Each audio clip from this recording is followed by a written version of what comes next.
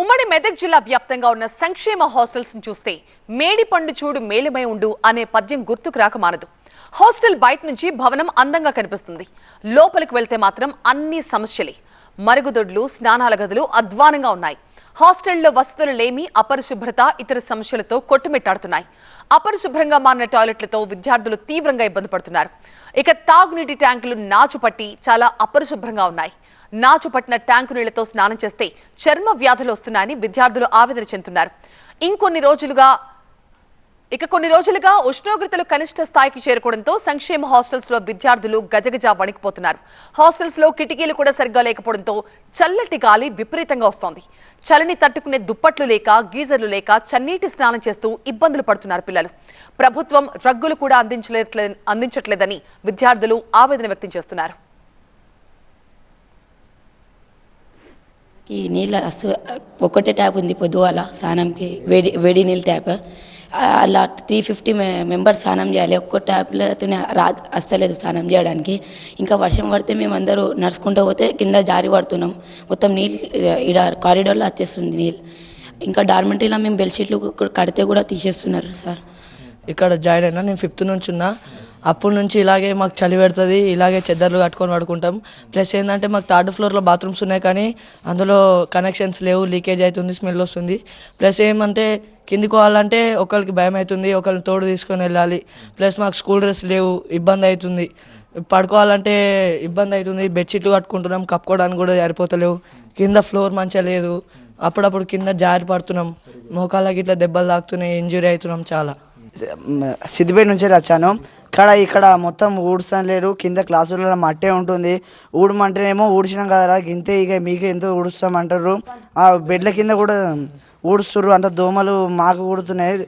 మళ్ళా కొంతమంది ఎలర్జీకి, మలేరియా అవి కూడా వస్తున్నాయి. మేము ఫ్యాన్లు, ఎండాకాలం ఫ్యాన్లు అడిగితే ఫ్యాన్లు తర్వాత పెడతాం.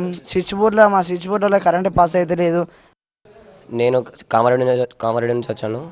నేను ఇక్కడ 2 years నుంచి చదువుతున్నాను, కానీ ఇక్కడ ఫుడ్ కొంచెం బాగాలేదు.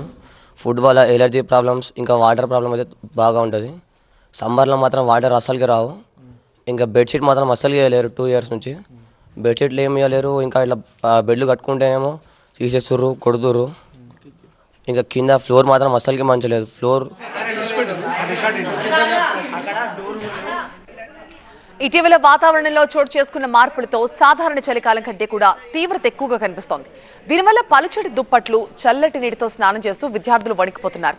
దోమల బెడదతో జ్వరాల బారిన పడుతున్నామని వాపోతున్నారు. ఉమ్మడి మెదక్ జిల్లా వ్యాప్తంగా చాలా చోట్ల ఇదే పరిస్థితి నెలకొంది. ఇదే విషయానికి సంబంధించి మరింత సమాచారం మా కరెస్పాండెంట్ శివతేజ అందిస్తారు. ఉమ్మడి మెదక్ జిల్లా వ్యాప్తంగా చాలా చోట్ల సంక్షేమ హాస్టల్ అన్నీ కూడా సమస్యల వలయంలో చిక్కుకున్నాయని చెప్పాలి. చాలా వరకు ఈ సంక్షేమ హాస్టల్లో చదువుతున్నటువంటి విద్యార్థులు ఇబ్బందులు పడుతున్నారు. ఒకసారి మనం సిద్దిపేటలో ఉన్నటువంటి మైనారిటీ రెసిడెన్షియల్ హాస్టల్లో ప్రస్తుతం మనం ఉన్నాం. ఒకసారి విజువల్స్లో చూస్తున్నాం. పూర్తిగా ఫ్లోరింగ్ అంతా కూడా పోయిన పరిస్థితి, ఇసుక మొత్తం కూడా తేలిన పరిస్థితి మనం విజువల్స్లో చూస్తున్నాం. చాలా వరకు ఉమ్మడి మెదక్ జిల్లా వ్యాప్తంగా అటు సంగారెడ్డి, సదాశివపేట, సిద్దిపేట, రామాయంపేట ఇట్లాంటి ప్రాంతాలు, నర్సాపూర్ లాంటి ప్రాంతాల్లో ఎక్కువగా ఈ సంక్షేమ హాస్టల్లో విద్యార్థులంతా కూడా ఇబ్బందులు పడుతున్నారు. మరోవైపు విజువల్స్లో చూస్తున్నాం, బట్టలు కూడా వారు ఎవరైతే పడుకుంటారో ఆ ప్రాంతంలోనే బట్టలన్నీ కూడా ఆరేసుకుంటున్న పరిస్థితి అయితే మనకు కనిపిస్తుంది. ఒక్కసారి విద్యార్థులు కూడా చాలా వరకు ఇబ్బందులు పడుతున్నారు. టీవీ9 ఎప్పుడైతే వీళ్ళ హాస్టల్లోకి వచ్చినప్పటి నుంచి సమస్యలు అయితే చెప్తున్నారు. విజువల్స్లో చూస్తున్నాం, ఈ పాటికే వీళ్ళు పడుకునేటువంటి ప్లేస్ ఇది, ఈ పాటికే వీటిపైన బెడ్స్ రావాలి, బెడ్స్ కూడా లేవంటూ కూడా చెప్తున్నారు. మరోవైపు చెద్దర్లు కూడా ఇప్పటివరకు వీరికి అందలేదంటూ కూడా విద్యార్థులు చెప్తున్న పరిస్థితి అయితే మనకు కనిపిస్తుంది. చాలా వరకు కిటికీలు ఏవైతే ఉంటాయో ఆ కిటికీలకు కూడాను డోర్లు లేకపోవడంతో చల్లటి గాలి పెద్ద ఎత్తున వస్తుంది. ఒకసారి మనం విజువల్స్లో క్లియర్గా చూస్తున్నాం. ఈ కిటికీని ఒకసారి అబ్జర్వ్ చేయొచ్చు. పూర్తిగా కూడా ఓపెన్ అయి ఉన్న పరిస్థితి మనకు కనిపిస్తుంది. విపరీతమైనటువంటి చలి ఉంది. ఉమ్మడి మెదక్ జిల్లా వ్యాప్తంగా చలి ఎంత తీవ్రతంగా ఉందో మనం అర్థం చేసుకోవచ్చు. సో ఆ చలిని తట్టుకోవడానికి ఈ విధంగా విద్యార్థులు చెద్దర్లను కప్పుకుంటున్నారు. ప్రతి ఒక్క మంచాన్ని కూడా ఈ విధంగా చెద్దర్లు కప్పుకొని పిల్లలు పడుకోవాల్సిన పరిస్థితి మనకు కనిపిస్తుంది. విజువల్స్లో మనం చూస్తున్నాం, పిల్లలు ప్రస్తుతం పడుకున్నటువంటి విజువల్స్ మనం చూస్తున్నాం. ఫ్లోరింగ్ ఏదైతే ఉందో ఇదంతా కూడా చాలా వరకు ఈ విధంగా ఓపెన్గా ఉండే అవకాశం ఉంది. బయట నుంచి ఏదైనా పాములు కావచ్చు, కీటకాలు కావచ్చు, ఎలుకలు కావచ్చు, ఇందులోంచే ఎక్కువగా వచ్చే అవకాశం ఉంది. సో ఇట్లాంటివి కూడా క్లోజ్ చేయాల్సినటువంటి సిబ్బంది ఎవరు కూడా పట్టించుకోవడం లేదంటూ కూడా విద్యార్థులు చెప్తున్న పరిస్థితి మనకు కనిపిస్తుంది. ఈ విధంగా చాలా వరకు సంక్షేమ హాస్టల్ అన్నీ కూడా ఇబ్బందులలో ఉన్న పరిస్థితి అయితే కనిపిస్తుంది. విద్యార్థులు చెప్తున్నారు క్లియర్గా కొత్త మెనూ డైట్ ఏదైతే ప్రారంభించారో ఆ మెనూ డైట్ ఇప్పటివరకైతే కొంత అందుతుంది, గతంలో మాదిరి కంటే కొంచెం మెరుగైందంటూ కూడా చెప్తున్నారు. సో ఇంకా ముందు ఏ విధంగా ఉంటుంది అనేది చూడాలి. ప్రస్తుతం మనం ఉన్నది రెంటల్ భవనంలో ఈ మైనార్టీ హాస్టల్ను నడుపుతున్నారు. అటు ఓనర్ కూడా స్పందించి ఇట్లాంటి వాటిని మరమ్మతు చేయాల్సిన అవసరం ఉంది. ఎందుకంటే ఇది చలికాలము, ఎక్కువగా చలి వచ్చే పరిస్థితి ఉమ్మడి మెదక్ జిల్లా వ్యాప్తంగా ఎప్పుడైతే గత 2 వారాలుగా కూడా సింగిల్ డిజిట్కు పడిపోయిన పరిస్థితి మనం చూస్తాం. సో ఇంత చలిలో ఇంట్లో ఉన్న వాళ్ళే ఇబ్బందులు పడతారు, కానీ హాస్టల్లో ఉన్నటువంటి విద్యార్థుల బాధ ఏ విధంగా ఉందో మనం అర్థం చేసుకోవచ్చు. సో ఇకనైనా స్పందించి విద్యార్థుల బాధను అర్థం చేసుకొని వీరి సమస్యలు తీరాలని కోరుకుంటూ కెమెరా పర్సన్ మురార్తో శివతేజ, TV9 ఉమ్మడి మెదక్ జిల్లా.